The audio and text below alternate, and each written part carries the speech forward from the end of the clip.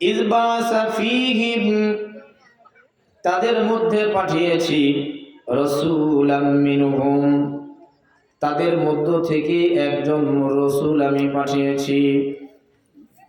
আজ থেকে নিয়ে 1450 বছর পূর্বে বাবা আমার আপনার নবী সরকারে দো আলম জনাবে মুহাম্মদুর রাসূলুল্লাহ সাল্লাল্লাহু আলাইহি ওয়াসাল্লাম তিনি যখন দুনিয়ায় আসলেন, আসার সময় অনেকগুলো অলৌকিক ঘটনা ঘটেছে। আল্লাহ পাক বলেন, ইয বা'আসা ফীহিম, তোমাদের মধ্য থেকে আমি তোমাদের মধ্য থেকে একজন রাসূল পাঠালাম, রাসূল বানালাম, যাতে এই কথা বলার কোনো সুযোগ না থাকে। 1000 মাইল দূর থেকে অপরিচিত মানুষ এসে যদি আপনাকে ইসলামের দাওয়াত দিত বাবা, তাহলে আপনি এই দাওয়াত কবুল করতেন অথবা করতেন না। কিন্তু একজন মানুষ ছোট থেকে নিয়ে একেবারে 40 বছর পর্যন্ত জীবনে একটা মিথ্যা কথা যিনি বললেন না, জীবনে কোনোদিন কারো আমানত খিয়ানত করলেন না, এমন একজন মানুষ যদি ইসলামের কথা বলে, নতুন একটা ধর্মের কথা বলে, তাহলে অবিশ্বাস্য কিছুই নয়। আল্লাহ পাক বলেন, লাকাদ মান্নাল্লাহু আলাল মুমিনিন ইয বা'আসা ফীহিম রাসূলাম মিনহুম ইয়াতলু আলাইহিম আয়াতিহি, আমি আমার হাবিবকে পাঠালাম, তোমাদের নিকটে আমার হাবিব পাঠালাম। 1 নাম্বার কাজ হলো আমি তাকে কিতাব দিলাম, এই কিতাব তেলাওয়াত করে করে উম্মতদেরকে শোনানো। এটা শুধু আমার আপনার নবীর কাজ নয়, যতগুলো নবী রাসূল আল্লাহ রাব্বুল আলামিন দুনিয়াতে পাঠিয়েছিলেন, সমস্ত নবী রাসূলের কাজ ছিল কিতাব তেলাওয়াত করে করে উম্মতদেরকে শোনানো। আমাদের কিতাবের নাম হলো কুরআনুল কারীম। কুরআনুল কারীম বেশি বেশি তেলাওয়াত করে করে শোনানো। আমরা তো এমন মুসলমান হয়েছি, আমরা অনেকেই এমন আছি, এই জায়গাতেও হয়তো বা অনেকেই আছি যারা কোরআন তেলাওয়াত করতেই জানি না, কোরআন তেলাওয়াত শিখি নাই। জোরে বলেন কথা ঠিক কিনা? অথচ নবী রাসূলদের 1 নাম্বার কাজ ছিল, পহেলা কাজ ছিল, প্রথম কাজ ছিল, নবী রাসূলদের প্রথম কাজ ছিল তেলাওয়াত করে করে উম্মতদেরকে শোনানো। অন্যান্য নবী রাসূলদের উপরে যতগুলো কিতাব নাজিল করা হয়েছিল, সমস্ত কিতাব, তাওরাত কিতাব যেমনি ভাবে হযরতে মূসা আলাইহিস সালাতু ওয়াস সালামের উপরে নাজিল করা হয়েছিল বাবা, হযরতে মূসা আলাইহিস সালাতু ওয়াস সালামকে বলা হয়, ও মূসা কালিমুল্লাহ, আসো আসো আসো, তুমি অমুক পাহাড়ে আসো, তোমাকে কিতাব দেওয়া হবে। পাহাড়ের পাদদেশে নিয়া আল্লাহর নবী হযরতে মূসা কালিমুল্লাহকে বলা হলো, তুমি রোজা রাখো 30টা, রোজা রাখো 30টা, 30টা রোজা মিলে একটা রোজা হবে। আল্লাহ পাক কালামে পাকের মধ্যে বলেন, ওয়া ওয়া'আদনা মূসা 30 লাইলাতান ওয়া আতমামনাহা, অর্থাৎ 30 দিন এবং 30 রাত মিলে একটি রোজা যদি মূসা তুমি রাখতে পারো, তাহলে তোমাকে তাওরাত কিতাব দেওয়া হবে। জোরে বলেন না সুবহানাল্লাহ। আমাদের উপরে যদি এই ওয়ার্ডার আসতো, তাহলে মনে হয় আমরা এই রোজাটা রাখতে পারতাম। জোরে বলেন পারতাম।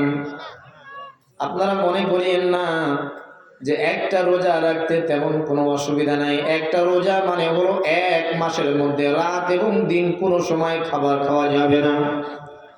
ওয়া'আদনা মূসা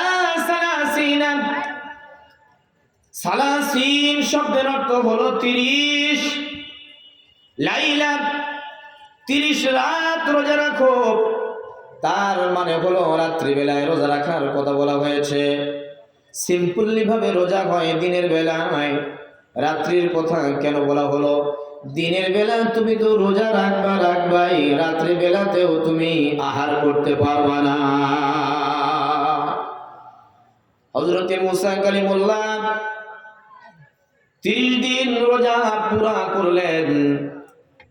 ইফতারের পূর্ব মুহূর্তে ইফতারি করবে, মেসওয়াক করতেছেন। আল্লাহ পাক নারাজ। ওগো পয়গম্বর মূসা, আমি তো এখন পর্যন্ত আপনার জন্য ওহী পাঠাই নাই, আপনার কাছে আমি কোনো সংবাদ পাঠাই নাই, আপনি কেন ইফতারের নিয়ত করে মেসওয়াক শুরু করলেন? ওয়া আতমামনাহা বিআশরিন, এটার জরিমানা স্বরূপ আপনি আরো 10টা রোজা এই 30 দিনের সঙ্গে রেখে দেন। 40 দিনের একটা রোজা হয়ে গেল বাবা। হযরতে মূসা আলাইহিস সালাতু ওয়াস সালামের উপরে তাওরাত কিতাব নাযিল হয়ে গেল। 1 খণ্ড 2 খণ্ড 3 খণ্ড নয়, বরং বড় বড় 40টা খণ্ড মিলে একটা তাওরাত কিতাব নাযিল হয়েছে।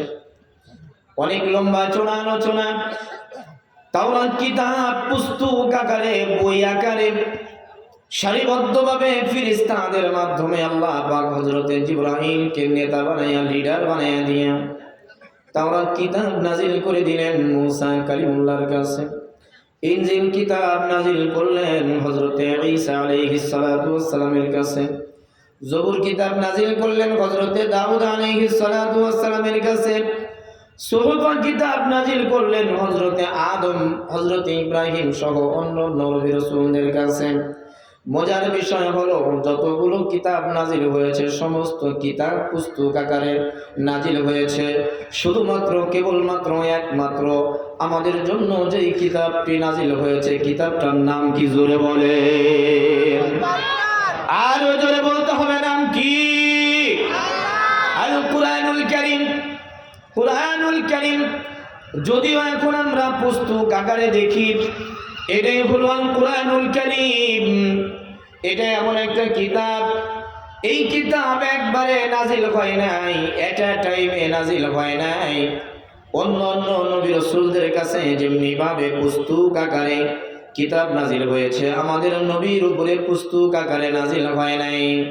যার কারণে ইয়াতলু আলাইহিম আয়াতিহি, কুরআনুল কারীম এমন একটা কিতাব, এমন একটা কিতাব, অন্য অন্য কিতাবকে শুধু কিতাব বলা হয়, কুরআনুল কারীমকে কিতাব নয় বরং কিতাবুল্লাহ বলা হয়, অপরদিকে কালামুল্লাহ বলা হয়।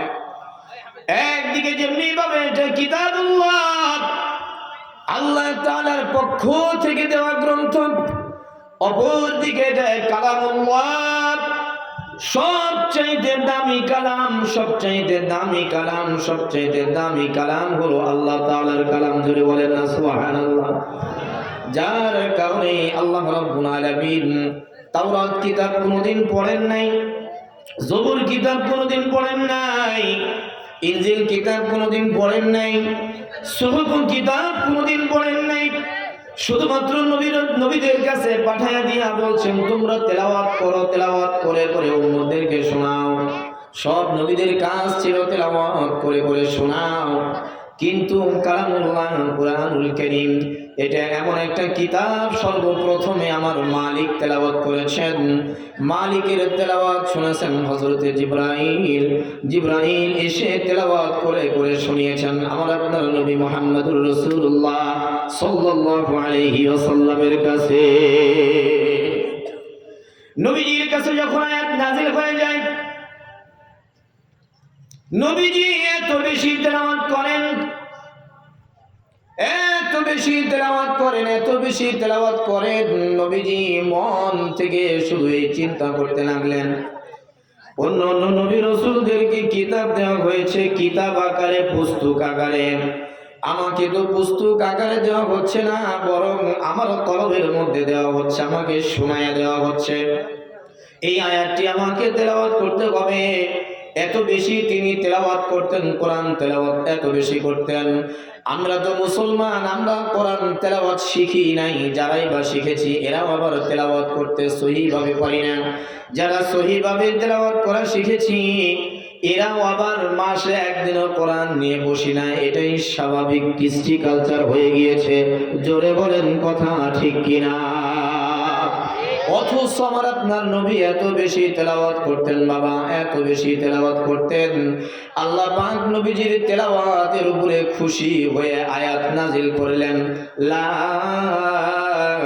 তুহাররিক বিহি লিসানাকা লিতা'জালা বি ইন্না আলাইনা জামআহু ওয়া কুরআনা ফাইযা ক্বরা'নাহু ফাত্তাবি' কুরআনা সুম্মা ইন্না আলাইনা বায়ানা। হাবিব আমার, এত বেশি আপনাকে তেলাওয়াত করা লাগবে না।